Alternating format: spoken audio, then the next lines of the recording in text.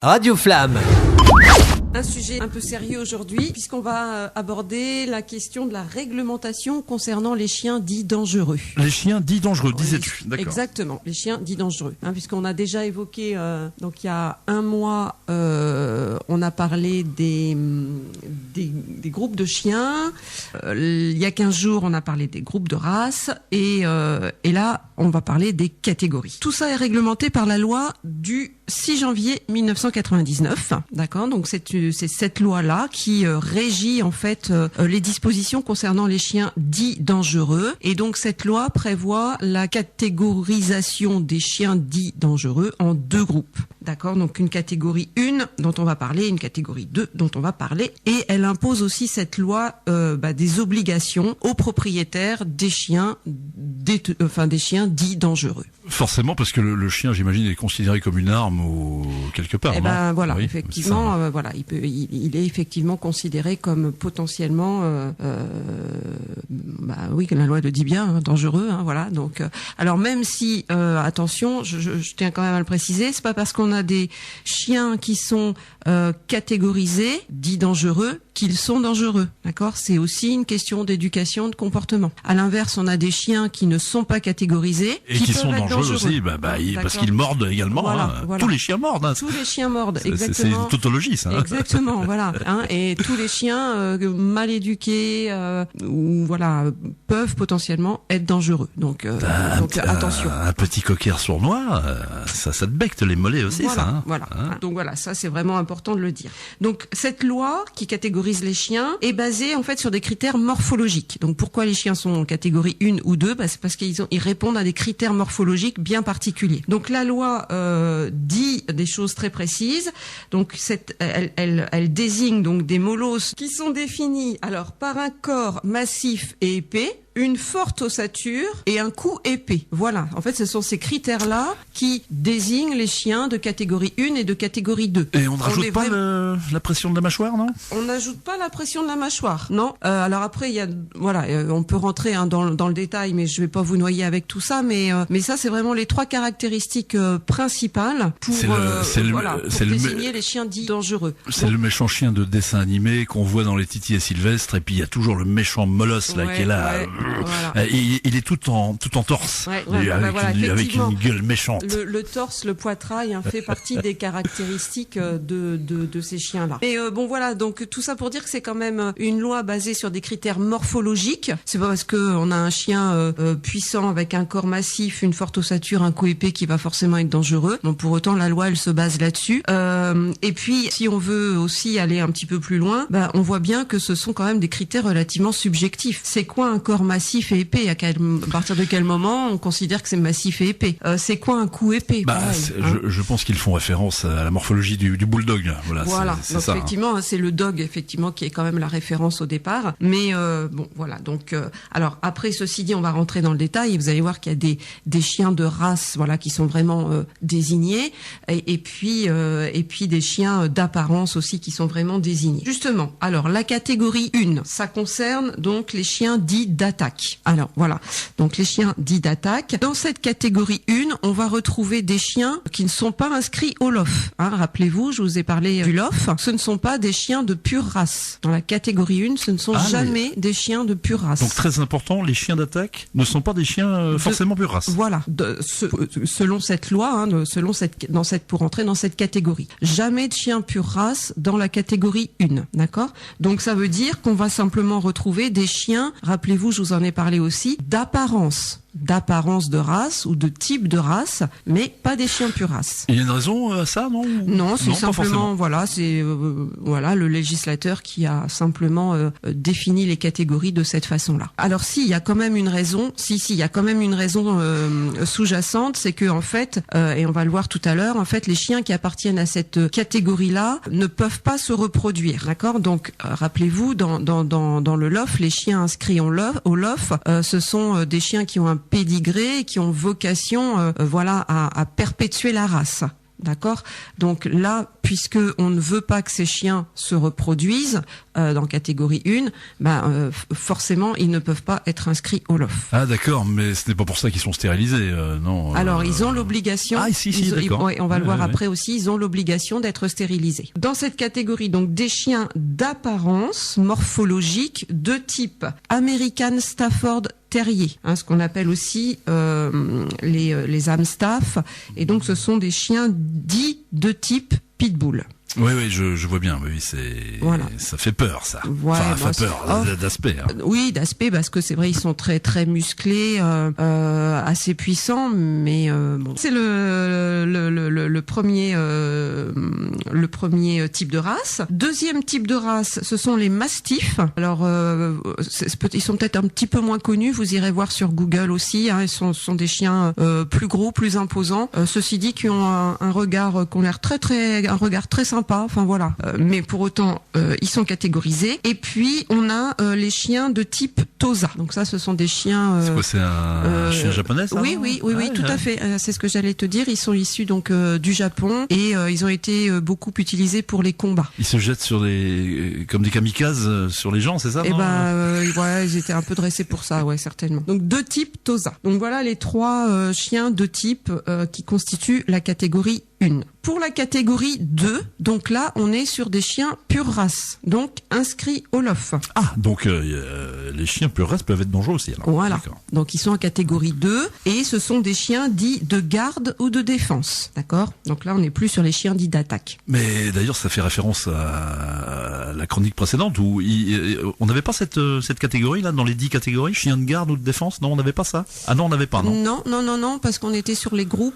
Non, il n'y a pas cette catégorie-là. Je me trompe. Non, tu te trompes. Mais on l'a évoqué certainement, évidemment. On a dû évoquer tout ça. Donc là, on est sur des chiens pure race, inscrits au LOF. Donc là, en pure race, on a toujours les American Stafford Terrier, d'accord, mais pure race. On a le Rottweiler et les chiens assimilés au Rottweiler. Donc là, c'est une petite parenthèse dans la loi, puisque eux, ils sont apparentés, donc ils sont pas LOF. Bon, retenez Rottweiler. Et puis on a les pures races Tosa également, d'accord. Donc voilà, donc c'est bien là, c'est bien distingué. On a bien ces 3 types de races d'un côté, ces 3 pures races de l'autre. Et seul un vétérinaire est compétent pour déterminer le type racial du chien. Donc, si à un moment donné vous avez un doute, vous posez la question, vous récupérez un chien, je ne sais dans quelles circonstances, peu importe, vous avez un doute, vous allez voir votre vétérinaire et lui seul pourra vous dire pourra vous donner la race du chien. En tout cas, il est formé pour, il est compétent pour. Alors, pour aller un petit peu plus loin, donc concernant les chiens des catégories 1 et 2, donc depuis cette fameuse loi du 6 janvier 99, il est interdit d'acheter, de vendre ou de donner un chien de première catégorie. Ça, c'est interdit. Ah, dis donc, mais malgré tout, il y en a, ils n'ont pas le droit, mais ils prennent le gauche. Malgré tout, ça doit quand même se faire, puisque la loi, elle date quand même de 99, donc 25 ans. On sait que c'est une loi qui vise à éteindre, en fait, ce type de chien d'apparence, puisque vous allez voir, la stérilisation est obligatoire, la reproduction n'est pas possible. Et pourtant, 25 ans après, on en parle toujours. Donc, c'est bien qu'il y a eu des reproductions à un moment donné, ou des introductions sur le territoire. Enfin voilà, il s'est passé des choses. Alors j'imagine que ce trafic se fait à dessein dans l'optique de faire des combats de chiens, des choses comme ça, clandestins. C'est ça. C'est aussi combat de chiens, je pense. C'est aussi une arme. Un chien d'attaque, c'est une arme. Donc ça peut être utilisé dans certains territoires, sur certains territoires. Enfin bon voilà. Donc il y a forcément un trafic là-dessus. Mais donc voilà, interdit d'acheter, de vendre ou donner un chien de première catégorie. Il faut savoir que c'est si vous ne respectez pas cette règle, vous êtes susceptible d'être condamné à 6 mois d'emprisonnement et 15 000 € d'amende. C'est pas anodin. Et il peut y avoir des peines complémentaires, donc confiscation du chien et interdiction de détenir un chien pendant 5 ans maximum. Un chien dit dangereux. Ensuite, qui peut posséder un chien catégorisé ou qui ne peut pas? Donc, ne peuvent pas détenir un chien de catégorie 1 ou 2, les mineurs, pas possible. Les majeurs sous tutelle, les personnes qui auraient été condamnées pour crime ou délit et les personnes qui sont déjà sous le joug d'une interdiction de détention d'un chien dit dangereux. Là encore, s'il y a infraction, 6 mois de prison possibles sont encourus, 7 500 € d'amende et toujours confiscation du chien, interdiction de détenir un chien. Donc, mais est-ce que ces peines sont vraiment appliquées voilà, oui. c'est toujours la même question. Hein. Des lois, sur le papier, on en a beaucoup. c'est-à-dire qu'on en fait de plus en plus. Sur le papier, on est très actif, mais sur le terrain, des lois, on en a énormément. Sauf que voilà, derrière, s'il n'y a pas de contrôle, s'il n'y a pas de moyen de vérifier, c'est un peu une loi dans le vide, quoi. Hein.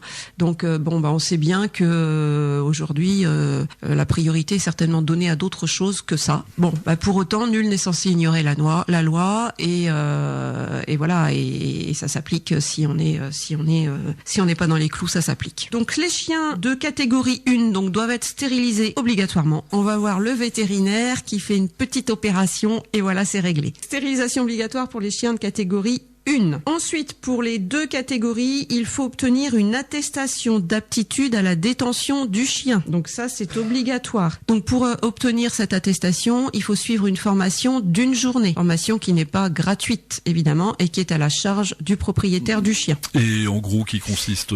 Alors, vous avez... Témoignage de bonne moralité Non, vous avez sur cette journée de formation des notions qui sont liées à l'éducation du chien, au comportement du chien et à la prévention des risques. Voilà, globalement c'est ça sur la journée. Et alors les coûts varient d'une région à l'autre, d'un centre à l'autre, donc il faut se renseigner. Mais grosso modo, ça peut aller de 150 € à 300 € grosso modo. Donc il faut se renseigner, mais c'est obligatoire. Vous devez l'avoir. Ensuite, c'est pas fini. Une évaluation comportementale doit être faite par un vétérinaire. Donc c'est lui qui va déterminer le niveau de dangerosité du chien, parce qu'on est quand même sur une loi qui régit les chiens dits dangereux. Donc à un moment donné, il faut bien faire une évaluation de la dangerosité. Donc le vétérinaire, c'est le psychiatre du chien. Voilà, exactement. Donc et cette évaluation, elle doit se faire entre 8 mois et 1 an. 4 niveaux de dangerosité peuvent être établis par le vétérinaire. Le niveau 1, pas de risque particulier. Donc là, le véto, finalement, établit qu'il n'y a pas de dangerosité particulière. Donc à ce moment-là, l'évaluation est faite est valable pour toute la vie du chien. D'accord ? Niveau 2, dangerosité faible. Donc à ce moment-là, il faudra renouveler cette évaluation tous les 3 ans. Niveau 3, dangerosité critique. Donc là, il va falloir renouveler l'évaluation tous les 2 ans. Et le niveau 4, c'est le niveau le plus élevé de dangerosité. On est sur une dangerosité élevée. Et là, il faudra faire une évaluation tous les ans. J'imagine que la dangerosité peut venir aussi du fait que le chien est mordu. Ça vient aussi du fait du comportement du chien. Oui. Signalement ou une plainte. Voilà, exactement. Donc oui, ça rentre en ligne de compte. En amont et en aval, quoi. Exactement. Ouais, tout à fait. Et donc, selon le niveau de dangerosité, le vétérinaire va faire des recommandations pour limiter les risques de dangerosité. Et il va notamment préconiser, normalement, de voir un comportementaliste pour régler ce problème de dangerosité ou d'agressivité. Alors, il faut savoir qu'un chien agressif ne l'est pas par hasard. Aucun chien ne naît agressif, il le devient. Et souvent, il le devient parce que malheureusement, il a été mal éduqué, ou bien il y a eu des renforcements involontaires de la part des maîtres qui font que le chien a développé une agressivité. Voilà, ce n'est pas une fatalité. Souvent, cette agressivité est développée à dessein. Parce que le monsieur, il veut en faire une arme, et donc il le rend méchant pour que le chien soit... Oui, dans ces cas-là, mais on peut aussi être propriétaire d'un chien que j'ai cité tout à l'heure, propriétaire lambda, et malheureusement, ce propriétaire peut déclencher une agressivité chez son chien parce que il fait des renforcements involontaires qui vont renforcer ce mauvais comportement, ou bien parce qu'à un moment donné, le chien a été mordu, imaginons, il a été mordu, et il va devenir agressif envers ses congénères. Voilà, il y a aussi plein de choses qui peuvent expliquer l'agressivité, ou bien le chien est craintif et il va développer de l'agressivité. Il y a vraiment plein de raisons qui peuvent expliquer tout ça, et ce n'est pas une fatalité, c'est-à-dire que on peut résoudre un trouble du comportement lié à l'agressivité. Donc voilà. Et là, on vous renvoie aux chroniques précédentes où on avait bien spécifié que le maître est responsable, effectivement. Exactement. Et donc toi, tu agis en même temps sur le chien, mais en même temps sur les maîtres aussi, quoi. Oui.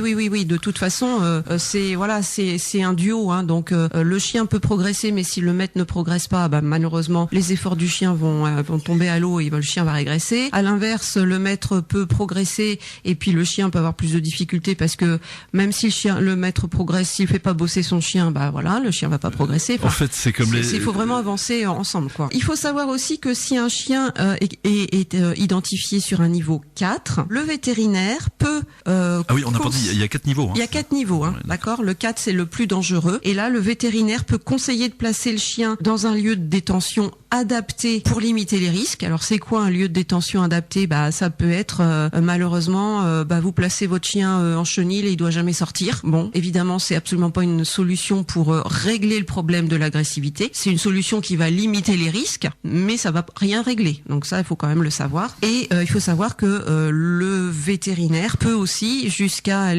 aller conseiller ou recommander l'euthanasie du chien. Donc là, évidemment, moi, en tant que comportementaliste, je suis contre cette décision qui vise à donner la mort à un chien parce que il est agressif. Non, enfin, je veux dire, il y a des solutions pour régler le problème. Donc, si vous êtes confronté vous-même à des problèmes d'agressivité, l'euthanasie n'est pas une solution. Voilà, passez d'abord par la case chez Carole. Bah, voilà. Oui. Ben, voilà, le chien, il faut le sauver, il faut le rééduquer, il faut le réadapter. Voilà, on pourrait faire des parallèles, d'autres parallèles, et ça choquerait les gens. Il faut, voilà, vraiment l'euthanasie. Effectivement, en t'écoutant, il y a des parallèles qu'on fait. Voilà. Hein, donc à ce moment-là, on raisonnerait autrement si voilà, dans un autre contexte. Donc il faut savoir que les conclusions de cette évaluation sont transmises à la mairie du domicile du propriétaire du chien. Donc la mairie est informée aussi de la dangerosité des chiens sur son territoire, et c'est également transmis à l'ICAD. Donc je vous rappelle que l'ICAD, c'est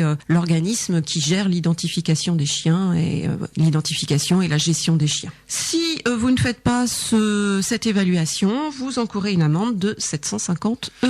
Et encore une fois, il y a des petits malins qui prennent le risque et puis qui se baladent avec leur chien en liberté. Voilà. Et puis toi, tu te promènes avec ton petit Yorkshire et puis voilà, qui a maille à partir avec le chien. Voilà. Ouais. Souvent, on voit beaucoup ça. Oui, c'est vrai qu'on peut voir ça. Autre cas où une évaluation est obligatoire, c'est lorsque votre chien a mordu. Donc là, si votre chien a mordu, qui a eu dépôt de plainte, etc. Bon, bref, tout le processus. À ce moment-là, vous serez contacté par la mairie ou la gendarmerie pour vous demander de faire une évaluation de dangerosité de votre chien. Donc voilà. Donc n'attendez pas, si vous avez constaté que votre chien se comportait mal avec d'autres chiens ou même avec les humains, n'attendez pas qu'il morde, agissez avant, mettez en place une thérapie comportementale pour régler le problème, parce que voilà, c'est toujours d'abord c'est embêtant d'avoir un chien qui mord, hein, ça voilà, c'est embêtant puis ça peut être grave.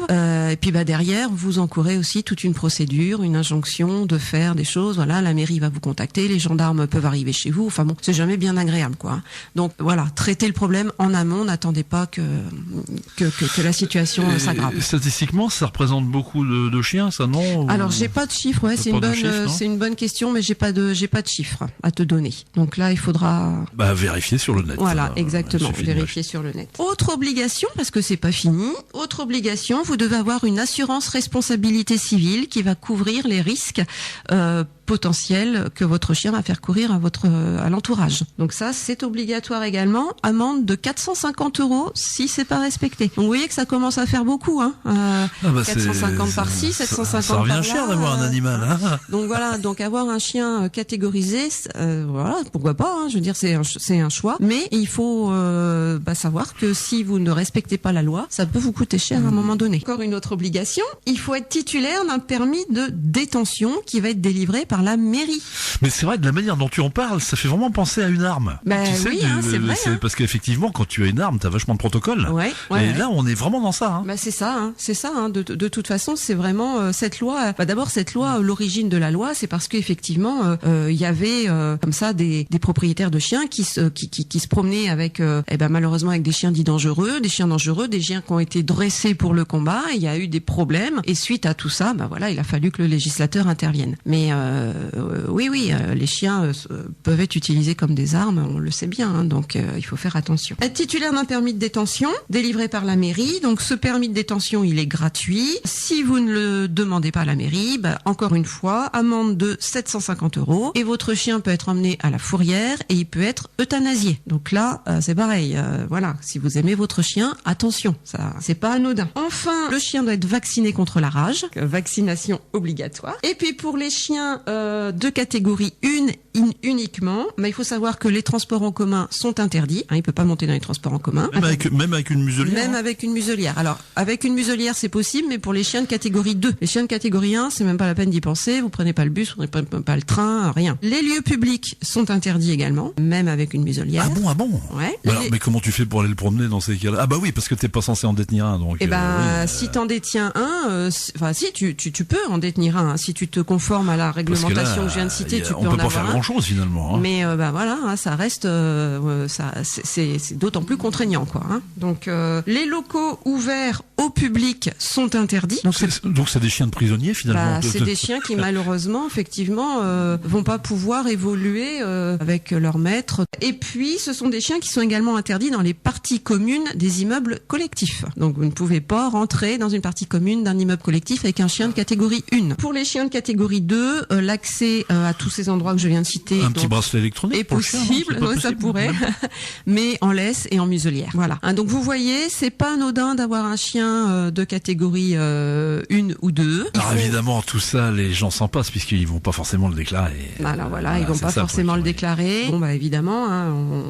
mais bon, voilà, moi ça me semblait important de vous faire une information ou un rappel pour les gens qui étaient déjà sensibilisés au sujet, parce que voilà, ça peut être notre quotidien. On peut aussi craquer à un moment donné, tout simplement pour un chiot qu'on va aller chercher quelque part, chez un particulier ou c'est souvent chez les particuliers quand même hein, qu'on trouve des chiots de type Rottweiler ou de type Tosa, pas un chien de pure race, donc on va aller le chercher, voilà, il y a une portée. On craque parce que forcément quand ils sont forcément tous mignons, et puis finalement on s'aperçoit que finalement c'est quand même un chien qui ressemble fort à un Rottweiler ou un Tosa. Bon ayez des petites lumières qui s'allument, quoi. C'est peut-être un chien qui doit être catégorisé. Donc auquel cas vous devez vous conformer à toutes ces dispositions-là. Parce que ce qu'on n'a pas dit, c'est que cette loi est assez récente, non? Ça date de quand ? 99. 99. Donc non, c'est pas récent. Voilà pour la petite chronique d'aujourd'hui.